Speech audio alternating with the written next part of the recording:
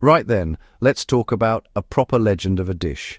This is chicken vesuvio, a brilliant one-pan wonder straight out of Chicago. It is absolutely fantastic, believe me. Crispy skinned, chicken gorgeous, soft creamy potatoes, punchy sauce, garlic, lemon, oregano. It's one of those recipes that feels a bit special, a bit restaurant-y, but honestly, it's dead simple to pull off at home. You just need one good pan that can go from the hob to the oven, and you're laughing, it's all about high heat, getting things golden and gnarly, and building up layers of flavor. The real magic of chicken vesuvio is how everything cooks together in that one pan. Okay, let's get all our ingredients lined up and ready to go. Organization is key, people. First up, the star, the chicken. About 3 or 4 pounds of chicken pieces, bone in, skin on, thighs, brilliant for juiciness and flavor. Or ask your butcher to break down a whole chicken. The skin is the most important thing. We need it on, and we need it dry. No skin, no crunch. This is where texture begins. Treat it with respect. Next, the spuds. 4 big russet potatoes. They go fluffy and creamy inside, soaking up sauce like a sponge. Peel them. Chop into nice chunky wedges. Don't cut them too small. No mush. Proper, satisfying chunks. Then, garlic. 8 to 10 cloves.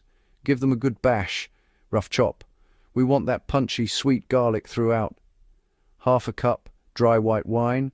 Half a cup chicken stock. 2 tablespoons dried oregano. Juice of a lemon. Olive oil. Salt. Pepper. Right, let's get this show on the road. First things first, get your oven preheated to 425 degrees Fahrenheit or 220 degrees Celsius. We need it nice and hot. Now grab your biggest, heaviest oven-proof skillet. A cast iron one is absolutely perfect for this job. Get it on the hob over a medium-high heat. Pat the skin completely dry with some paper towels. This is super important for getting it crispy.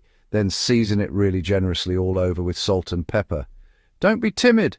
Now a good drizzle of olive oil into the hot pan and lay your chicken in skin side down. Listen for that sizzle. Now the hard part, leave it alone. Don't touch it, don't poke it, don't move it around. Let it do its thing for a good 5 to 8 minutes. We want that skin to get deeply golden, brown and crispy.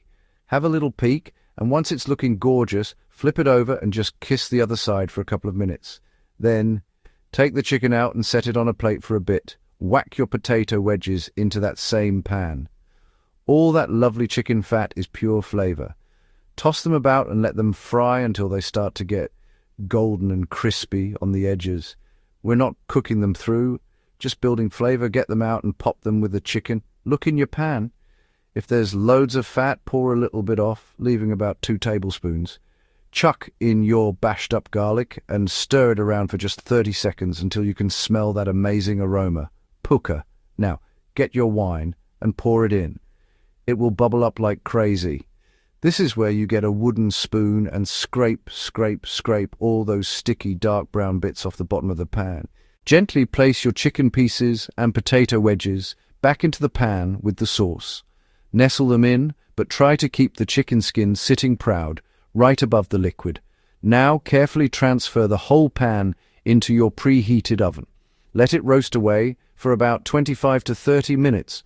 The chicken should be cooked through and the potatoes should be lovely and tender. You can test it with a fork. Okay, team, let's talk about a few little tricks to make sure your chicken vesuvio is a massive success every single time. My first and biggest tip, do not, I repeat, do not crowd the pan.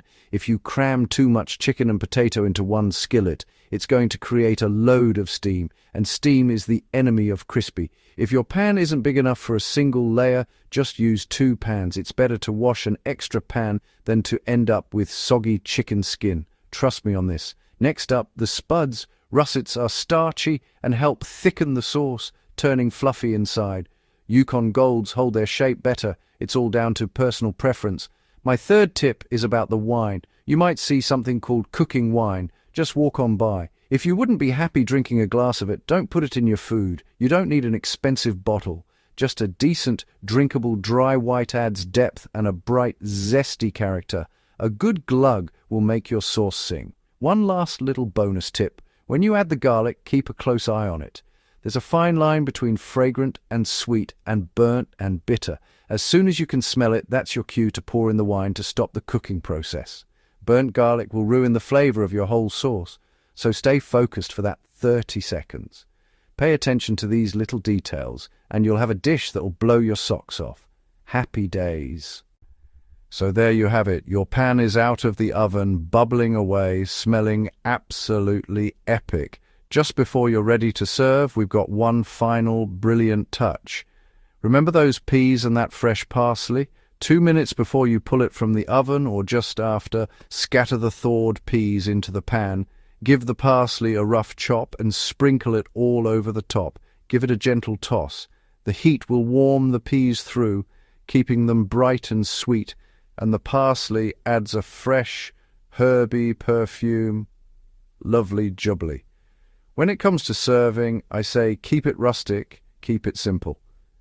This is a one-pan dish, so let's celebrate that. Bring the whole sizzling skillet right to the middle of the table and let everyone help themselves. It looks fantastic, and the pan will keep everything nice and hot. The sight and sound of it all bubbling away is part of the experience. All that crispy chicken, those golden potatoes, swimming in that glorious garlicky sauce. It's a feast for the eyes as well as the belly. It's honest, delicious food. It's practically a complete meal in itself. But if you want to push the boat out, a simple green salad with a sharp lemony vinaigrette is a brilliant, fresh contrast. And you absolutely must have some good crusty bread to mop up every last drop.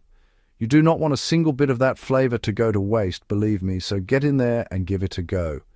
This is one of those recipes that proves that simple, honest ingredients, cooked with a bit of love and care, can create something truly special. Once you taste that combination of shatteringly crispy skin, soft, creamy potatoes, and that punchy, vibrant sauce, you'll understand why Chicago cooks have kept this classic close to their hearts. It's a winner every single time. Get it cooked, get it on the table, and enjoy. Good food, good times.